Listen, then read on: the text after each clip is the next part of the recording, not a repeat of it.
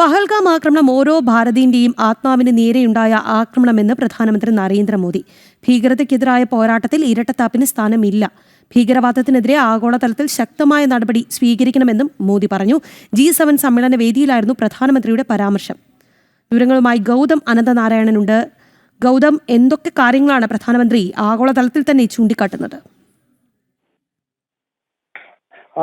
രാഖി, പൊതുവെ നമുക്കറിയാം പ്രധാനമന്ത്രി ഓരോ ഉച്ചകോടിയിലും പ്രത്യേകിച്ച് അന്താരാഷ്ട്ര വേദികളിലെല്ലാം അദ്ദേഹം ഭീകരതയ്ക്കെതിരെ ശക്തമായ നിലപാട് കൈക്കൊള്ളുകയും ഭീകരതയ്ക്കെതിരെ മുഴുവൻ രാഷ്ട്രങ്ങളും ഒന്നിക്കേണ്ടതിന്റെ പ്രാധാന്യത്തെപ്പറ്റി ചൂണ്ടിക്കാണിക്കുകയും ഓർമ്മപ്പെടുത്തുകയും ചെയ്യുന്ന ഒരു വ്യക്തിയാണ്.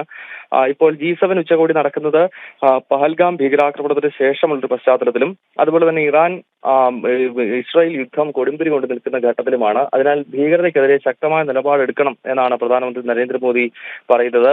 പഹൽഗാം ഭീകരാക്രമണത്തെ പറ്റിയും അദ്ദേഹം പരാമർശിക്കുകയുണ്ടായി. ഭാരതത്തിന്റെ ആത്മാവിനേറ്റ മുറിവാണ് പഹൽഗാം ഭീകരാക്രമണം. മാത്രമല്ല, ഭീകരതയുമായി ബന്ധപ്പെട്ട് ഇരട്ടത്താപ്പ് പാടില്ല എന്ന ഒരു വിമർശനം കൂടി പാകിസ്ഥാനും അതോടൊപ്പം തന്നെ പാകിസ്ഥാനെ സഹായിക്കുന്ന അന്താരാഷ്ട്ര ഏജൻസികൾക്കുമെതിരെ പ്രധാനമന്ത്രി വിമർശനം ഉന്നയിക്കുന്നുണ്ട്. ഭീകരത എന്ന് പറയുന്നത് ലോകത്തെ മുഴുവൻ നേരിടുന്ന ഒരു വലിയ പ്രതിസന്ധിയാണ്. അതിനെതിരെ ഒറ്റക്കെട്ടായി നിൽക്കണം.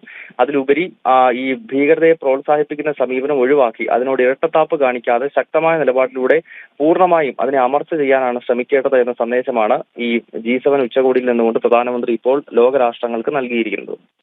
ശരി ഗൗതം, ഭീകരതയ്ക്കെതിരായ പോരാട്ടത്തിൽ ഇരട്ടത്താപ്പിന് സ്ഥാനമില്ല എന്ന കാര്യം ചൂണ്ടിക്കാട്ടുകയാണ് പ്രധാനമന്ത്രി നരേന്ദ്രമോദി. ഭീകരവാദത്തിനെതിരെ ആഗോളതലത്തിൽ ശക്തമായ നടപടി സ്വീകരിക്കണമെന്ന് അദ്ദേഹം ആവശ്യപ്പെടുന്നുണ്ട്. G7 സമ്മേളന വേദിയിലായിരുന്നു പ്രധാനമന്ത്രിയുടെ പരാമർശം. ഗൗതം അനന്തനാരായണനാണ് വിശദമായ വിവരങ്ങൾ നൽകിയത്.